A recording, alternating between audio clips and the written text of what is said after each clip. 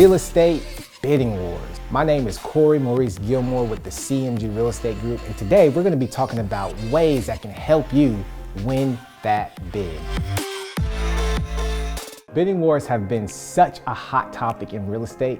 Unfortunately, in today's market, most of the time getting into a bidding war can be unavoidable. So today, I want to give you 3 key tips that's going to help make your offer shine.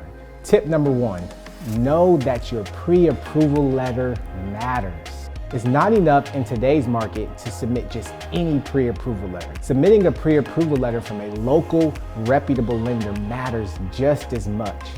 If your lender has a good reputation, chances are the listing agent presenting your offer may highlight to the seller that your offer is solid because the financing is coming from a local, reputable lender, and that gives the seller peace of mind that the deal won't fall through at the last minute.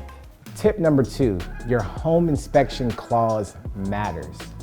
I often get asked from home buyers in a bidding war, should I waive my right to a home inspection to sweeten the deal? Although this may sound like a good idea, depending on certain circumstances, it may not be the best idea.